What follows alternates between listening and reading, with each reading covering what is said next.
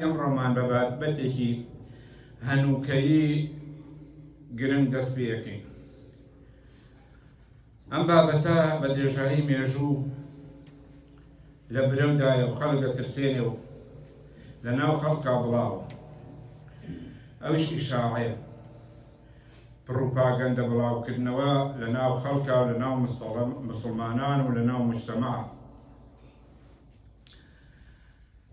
ئیماندارە، پڕوپاگەندە کەسێک دروستی ئەکات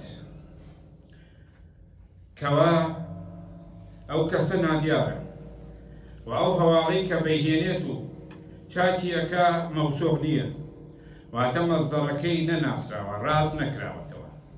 دووەم ئەوەی کەوا جوندی دووەمیەتی ئەوەیە کە بڵاویەکات بەبێ ئەوەی بزانێ مەسەلەکە چییە بڵاویەکاتەوە.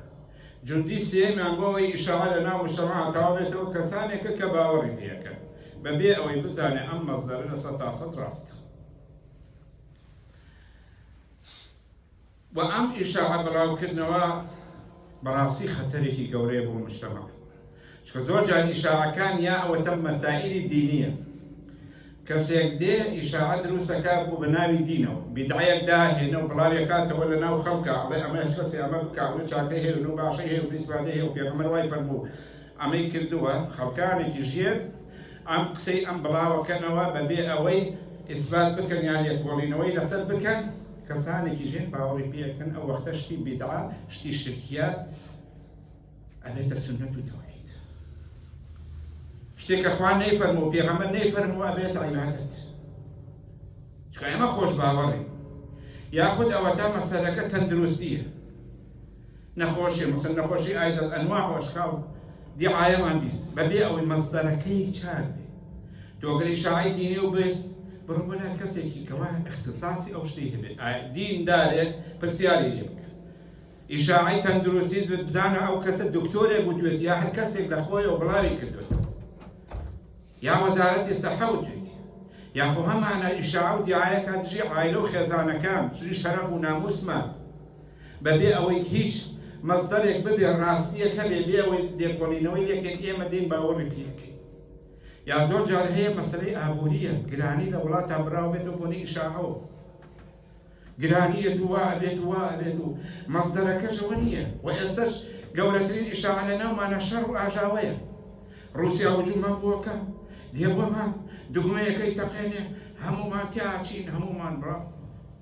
ئەمە لەکوێ مەزدەرانە هاتووە، ئەم تهدیدە لەکوێ هاتووە، ئەم شەڕە چۆن دروست بووە؟ وەڵا نازانین، واڵێ بیستومانە، لە فەیسبووک وایە، لە تویتەر وایە. ئەی وەزارەتی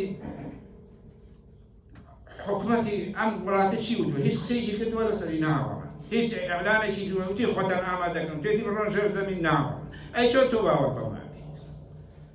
بۆیە براکان خۆشەویستان، ئەمە حاڵەتێکی زۆر خەتەرە، پێویستە ئاگاداری بین، چکە چەندەها موجتەمە تیاچێ بەبوونەوە،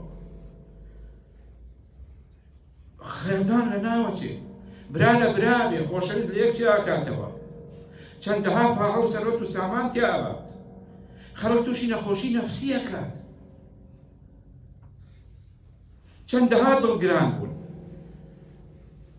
چەندەها دڵ کەوتۆتە تەپەتە بەمڕۆ، ئیسراحەتی لێو گیراوە، ماڵ و مناڵی تیا چوە، نازانێت چی بکات بەبوونی ئیشاعەوە. و هۆکاری سەرەکی ئەمانەش هەمووی حەقد و ڕقە، یاخود حەسەد و ئێرەی بردنە، یاخود عیناد و کەلەڕەقیە، یاخود ئەنانیەت و خۆپەرستیە، یاخود تەماعە، یا دوژمنێکە کە ڕقی لە دینتە، لە مجتەمەعتە، لە عەرز و کەوتە، لە ئیسلامەتیتە. ئەمانن هۆکاری ئەوەی کە ئیشاعە بڵاو بێت. و زۆر وایە جێگیشمان هەیە بە ناوی ئیسلامەتیەوە ئەم ئیشاعەتانە بڵاوکاتەوە، لە پشتی کۆمپیوتەرێک و دانیشێ شەڕە بێ، ئاژاوە بێ و نازانم وا ئەبێ و ئەوەی تر مەهدی دێ و نازانم دەجار دێ و دەجار وا ئەکاوە ئەمەی کرد و کەسانێک وایان لێ هاتووە ئیسراحەتیان لێ هەڵگیراوە، نە ئیشەکە، نەکارێنێ، نەژنێنێ، نازیشتەکە، وەزعی لە خۆی تێداوە بەبێ ئەوەی هیچ شتێک بێ بەجەبەت ئیشاعەیەک. و ئەوەش بزانین گەورەترین کەسانێک کە تووشی ئیشاعە و درۆ و دەلەسە و بوختان و فەزحکردنە من پێغەمبەرانن، پاشی ئەوان پیاوچاکانن، پاشی ئەوەی عولەمای ڕەبانیە، چەندەها عولەمامان هەیە تووشی ئەو فەزیحەتە بوو بە ئیشاعەیەک. ئەگەر دەتوانن بزانن بڕۆن قسەی ئیفک بخوێنەوە کاتێک منافقەکان ئیشاعەیان بڵاو کردەوە کەوا دایکمان عائیشە خراپەی کردووە. پێغەمبەری خوا صلی الله علیه وسلم یەک مانگی ڕەبە لەناو خەم و خەفەت و دڵڕەوکیە وەحی وەستا لە ئاسمانەوە تاوەکوی خوای گەورە پاشی ئەوە بەراعەتی هێنایە خوارەوە. و چەندەها عولەمای تر بە درێژایی مێژووی ئیسلامەتی و چەندەها مجتەمەعی تر تووشی بەڵا و مصیبەت و شەڕ ڕاژاوە. ئیمامی عوسمان شەهید بووە بە بۆنەی شاع بڵاوکردنەوە و دوو دەرس بڵاوکردنەوە.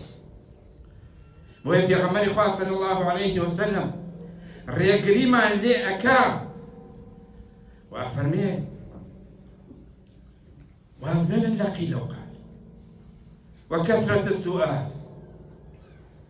قیل و قال قسە هێنان و قسە بردن ئیشاع بڵاوکردنەوە زۆر بەمان فەیسبووکی هەیە تا ئێستا ئاەتێکی بڵاو نەکردوێتەوە، بەڵام ئیشاعەیە درۆیە دەلەسەیە خەڵک ترساندێ هەیە دەجار شێنێکا بڵاوی کاتەوە ئینێرە بۆ برادەرەکانی و نازانم چی. تۆ خەڵک پاس حەکەیت، تۆ خەڵکە ترسێنی، تۆ ڕۆم لەناو خەڵکە بڵاوەکەیتەوە.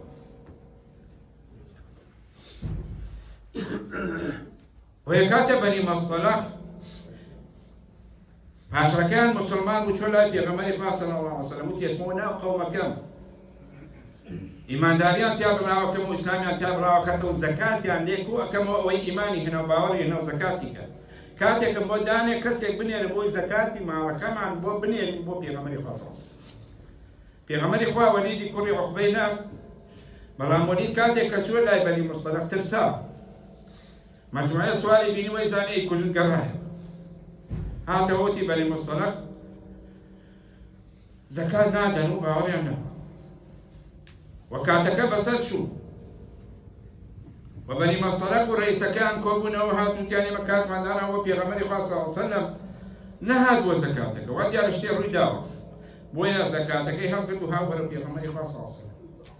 و پێغەمبەری خوا صلی الله علیه وسلم کە وەلید گەڕایەوە وتی شتێکی ئەوها هەیە وەفدێکی نان بۆ لایە بزان ئەحواڵیان چییە، یعنی تەبەین و تەثەبوت بکە بزان مەسەلەکە چییە.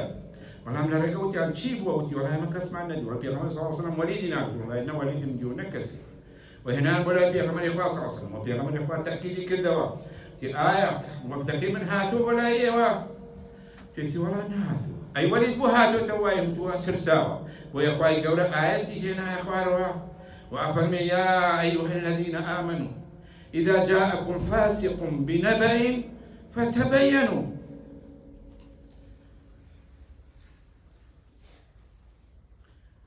أن تصيبوا قوما بجهالة فتصبحوا على ما فعلتم نادمين.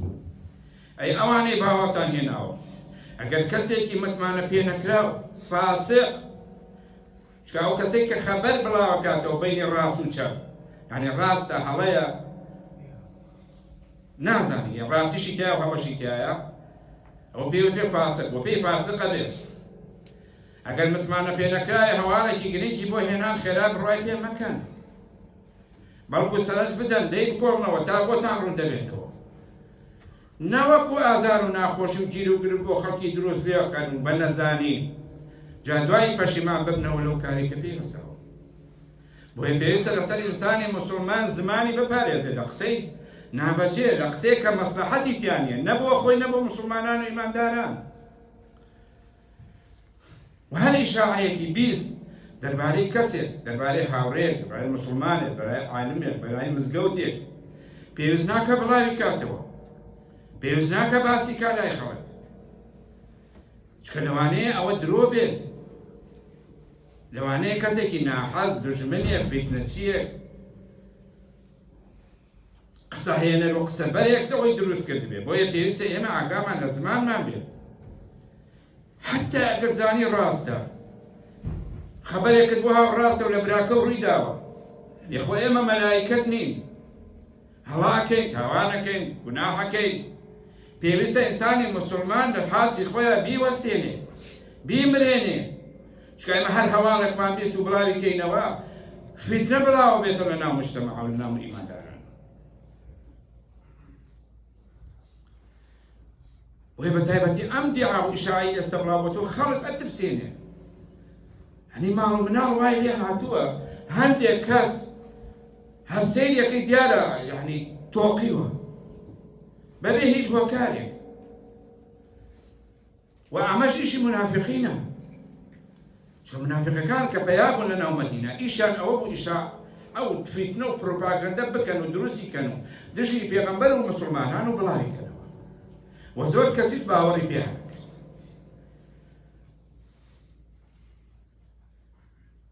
ساخواي كورا فرميشي وإذا جاءهم أمر من الأمن أو الخوف أذاعوا به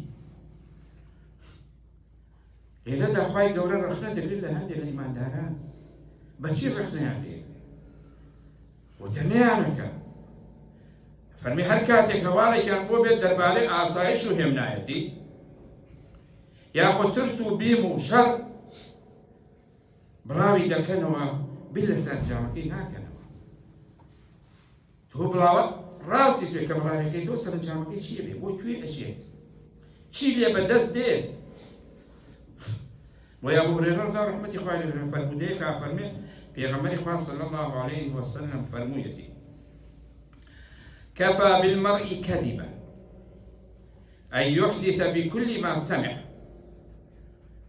بس بو كسيك بدلو زندرجه كهرشتي كي بيز بلاي كاتو أكل أوش تاني هل هوي راسك بس بو كسيك لا إخوائي قورب بدلو زند بكاذب كدلو گناهي قوريه بدلو درشي أجر هرشتي كي بيز لخلق ورفيق وبرادر وشارع ومنطقة كي وبلاي كاتو اگر همو اوشتانشی که بیسر راز بید اگر دار من بالای خواهی گوره بدروزن در نشی او اشاعیه اوشتا تبیری لیب کروا بزانه سرنجامه ای چیه بی او وقت وره بلاوی کروا بو ایما وامانیاتو هیچ خیره ببینین بلاوی ناکین و قصی ناکین ایسا هی وامانه مسلمانه ایمان داره ماشالله ایمانه کشی زور باشه فيسبوكي هي وشي هي ونازم شي خويا هر كسي تلفزيوني تي انا باخر على بوش تيجي اسلامي تو مسلماني با خمسي اكاونتك يشتي اسلامي ثاني ايتي ثانيه حديثي ثانيه وتاريخي ثانيه قصيتي خير ثانيه ولا ترسم بيمر الاسلامي اسلامي اي تو شيء تو اسلامي اي هم مع الاسلاميين اي بدي جاي 1400 او نحصل المسلمان بمليار هم اسلاميين اي من هم المسلمان واسلام نيه لو اترسي بيقبل الاسلامي اي لو انا اترسي خواي كور استبينه بدقره ايمان دار بوخ شاكو بلا نكدو بلا ولا ترسي يوم بلا دركم بيقبل الاسلامي ملحد بدين علماني بيقبل الاسلامي من خير واصل بينهم